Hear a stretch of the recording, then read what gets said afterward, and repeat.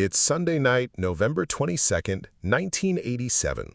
Chicago sportscaster Dan Roan is doing what he's done 1,000 times before, recap you a Bears win over the Lions on Channel 9's 9 o'clock news. Routine. Boring, even.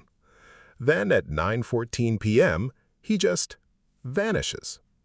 The screen goes black, and 15 seconds later, a figure appears. A man in a rubber mask and sunglasses standing in front of a warped, corrugated metal background, swaying back and forth like the picture itself is glitching. No real audio, just static and distortion. He looks exactly like Max Headroom, the stuttering, computer-generated AI talk show host who was basically the face of 1980s tech culture. Except this isn't a broadcast. This is somebody's TV signal getting stolen, live in front of thousands of people. And nearly 40 years later, nobody knows who did it. Stick around, because this one gets a lot weirder than a guy in a mask. So here's the thing that made this genuinely alarming and not just a prank. WGN engineers assumed it was an inside job, someone in the building messing with the signal. So they scrambled and switched the studio to transmitter frequency, and just like that, Dan Roan popped back on screen looking completely baffled. He actually said on live TV, "Well, if you're wondering what happened, so am I," which is a pretty relatable reaction, honestly. But here's what they didn't realize yet. The intrusion hadn't come from inside WGN at all. It had come from outside, a separate pre-recorded broadcast overpowered onto their signal from somewhere else in the city. And that somewhere else is where this whole story stops being a joke and starts being a legitimate engineering mystery. Because to pull this off, you didn't just need a mask and a camcorder. You needed a directional microwave transmitter powerful enough to overpower a professional broadcast signal, and you needed a clear line of sight to the actual relay point Chicago stations used to send their signal from studio to transmitter tower. For WGN, that meant either a location with sightline to the John Hancock Center or the Sears Tower, the two buildings handling Chicago's broadcast relays at the time. This wasn't some kid in a basement. This required real technical knowledge, expensive equipment, and enough nerve to aim it at a live TV signal watched by an entire city. And they did it once, which would have been enough to make headlines. But then, 2 hours later, they did it again. Around 11:15 p.m., WTTW, Chicago's PBS station, was airing a rerun of Doctor Who. Fans had just settled in for an episode called Horror at Fang Rock when suddenly the Doctor disappeared and Max Headroom was back. Same mask, same buzzing, distorted background, except this time it went on for almost 90 seconds and it got progressively stranger.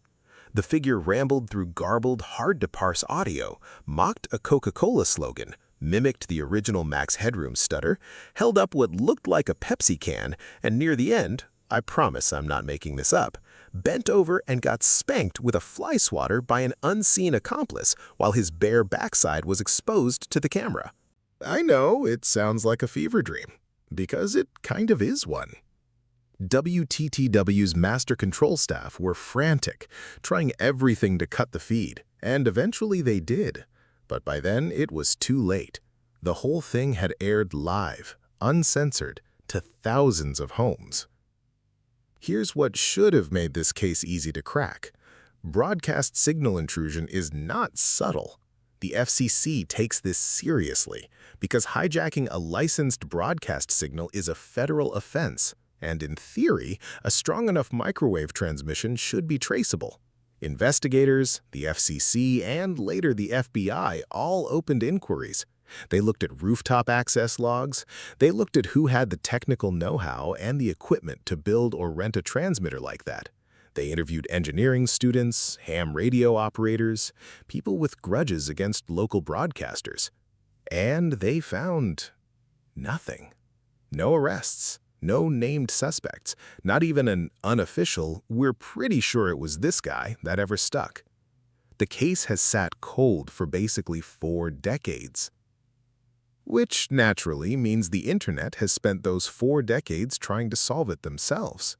Over the years, a few names have floated around Reddit threads and message boards, young engineering-minded guys from the Chicago suburbs who supposedly had the equipment and the sense of humor for it. Two brothers in particular get brought up a lot in online sleuthing circles. But nothing has ever been confirmed. No one has ever come forward, been formally accused, or had it stick. If the people who did this are still alive, they've kept an astonishingly good secret for going on 40 years. And that secrecy is honestly part of why this story still gets talked about. In 2019, when a podcast tracked down two people connected to online discussions of the incident, both responded to interview requests together, coordinating their answers, careful, deliberate, still protective of something. Whether that's guilt, knowledge, or just enjoying the mystery, we don't know. What makes the Max Headroom incident stick in people's heads isn't really the mask or the fly swatter or even the mystery itself. It's the timing. This happened in 1987, years before home computers were common, over a decade before anyone said the word hacker casually. It's often cited as one of the earliest, boldest examples of someone hijacking mass media just to prove they could. No message, no manifesto, no demand, just a costume, a transmitter, and 90 seconds of complete chaos beamed into people's living rooms. Some people read it as a dark, prophetic wink about media manipulation and how fragile our trust in broadcast signals really is, a warning shot before the internet even existed. Others think that's giving way too much credit to what was probably just 2 or 3 young guys with access to expensive gear and a wicked sense of humor. Honestly, both readings can be true at once. So here's the real question this case leaves you with. In an era before smartphones, before live streams, before anyone could just record video content on a whim, someone had the tools, the guts, and the specific know-how to override a television broadcast in real time. And they got away clean. If you had to guess, accidental prank that spiraled out of control or something more calculated, which one do you buy? Drop your theory in the comments because, honestly, this is one of the rare unsolved mysteries where the evidence is sitting right there on YouTube for anyone to go re-watch for themselves.